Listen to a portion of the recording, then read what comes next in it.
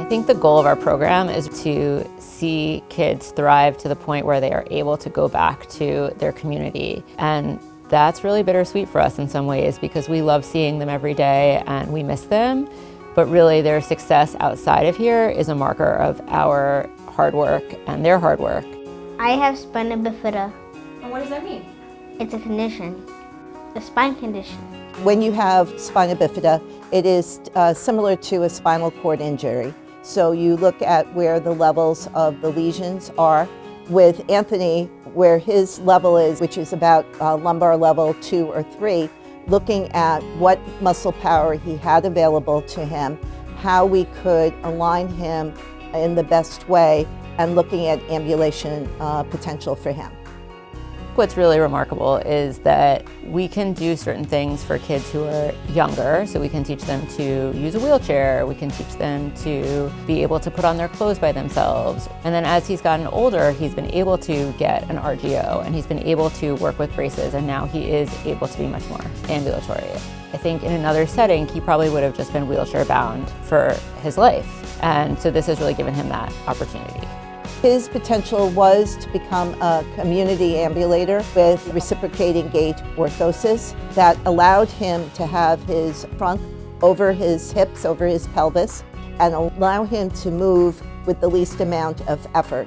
And the research has really shown that children with spina bifida being able to be upright and ambulatory is really great for not just their motor development, but it's good for their cardiac respiratory. It's good for their digestive system.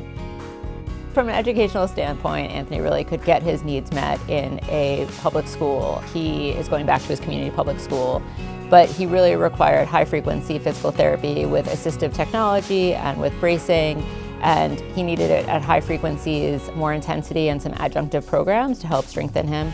And because we have a school on site, he was able to go to school and still receive therapies daily to help him reach those goals.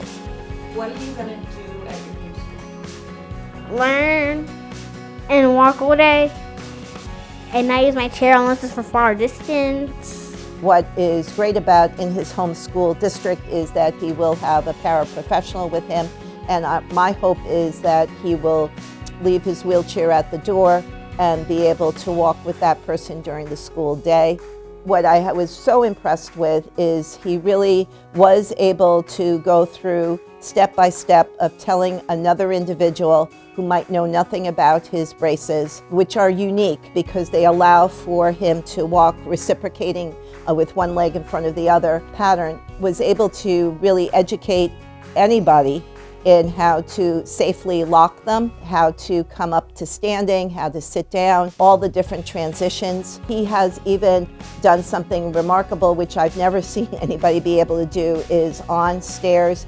He's even able to shift his weight enough that he can try to do a reciprocating motion up the stairs, which most individuals are not able to do. They usually have to do more of a push-up and jump to the next step.